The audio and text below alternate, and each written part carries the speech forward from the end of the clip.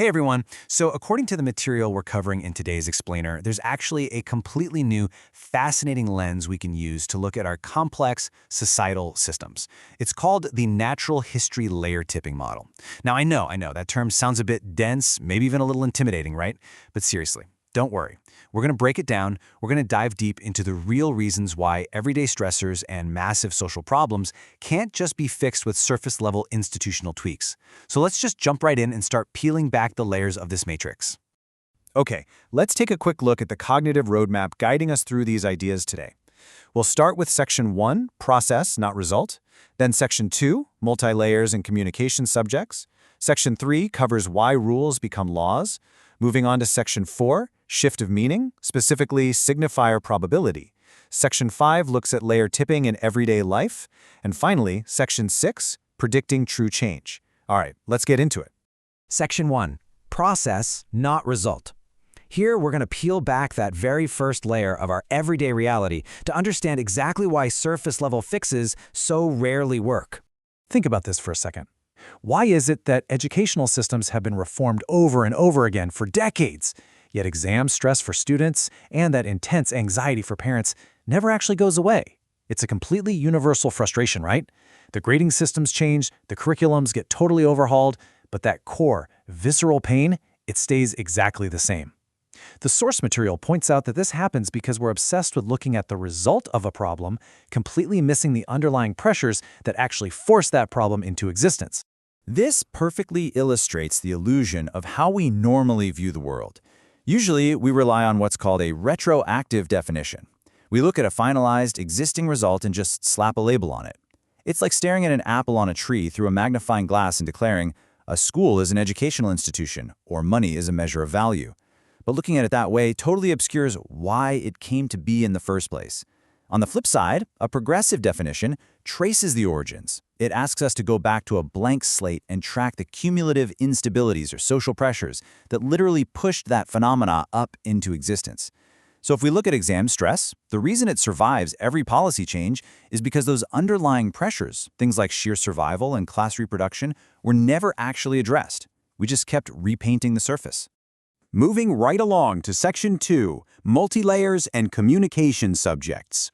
Now, what's incredibly fascinating here is how this fundamentally redefines who and what we are as human beings. We are definitely not just single, simple entities. Imagine the evolution of the universe and society as a cumulative emergence of distinct layers. You start with the physical and chemical layer. Then, biological and neural layers emerge on top of that. Then comes the social and language layer, followed by capital and institutions, and now we're literally stacking the AI layer right on top. But here is the absolutely crucial takeaway. When a new layer appears, the old ones don't just vanish. Nope, each new layer adds fresh rules and freedoms, but completely maintains the constraints of the layers below it. We exist right in the middle of this precariously stacked overlapping matrix.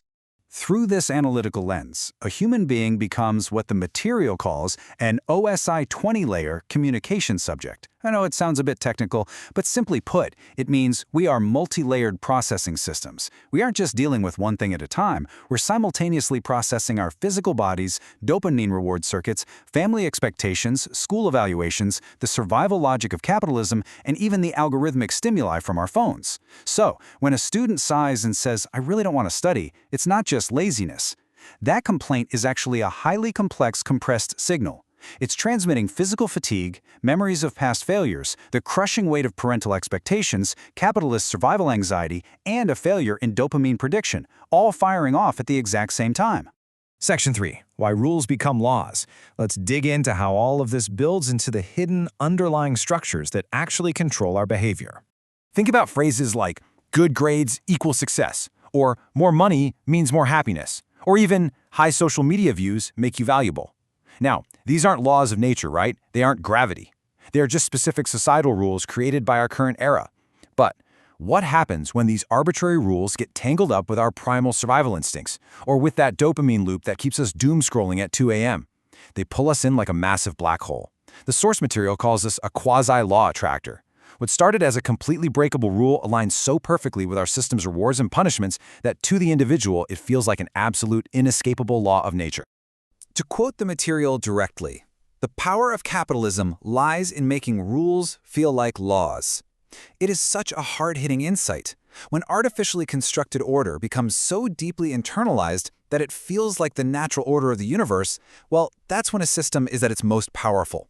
That is the exact hidden reason why we constantly police and evaluate ourselves based on market value or academic scores. We literally can't help it. Okay, moving to Section 4, Shift of Meaning, specifically signifier probability. Let's dive right into the core of how meaning actually functions across these different competing layers. We generally assume a word has one fixed definition, right? Like you look it up in a dictionary and that's it. But take the word school. Its meaning is wildly different depending on which layer you're looking from. This probability distribution of meaning is what's known as signifier probability. To a student, school converges on the anxiety of exams and hanging out with friends. To a parent, it's a filter for social mobility and pure survival. To the state, it's a tool for standardizing citizens. And to capital, it's a factory for producing a skilled labor force. The word is never fixed. Its meaning shifts and dances like a chameleon, completely depending on which layer of desire and institution it's currently passing through. Section 5, Layer Tipping in Everyday Life. Now, let's take this incredibly powerful new lens and apply it to the massive technological and social shifts happening all around us today. Let's say a major social media platform proudly announces, hey, we've updated our algorithm to recommend healthier content. On the surface, that looks like a huge win, right? A real game changer. But unless the platform's ultimate goal, stealing your attention for ad revenue, actually changes, the core quasi-law attractor remains completely untouched. The underlying conserved quantity of the attention economy hasn't shifted. Only the flavor of the bait has. It's the exact same story with introducing AI into classrooms.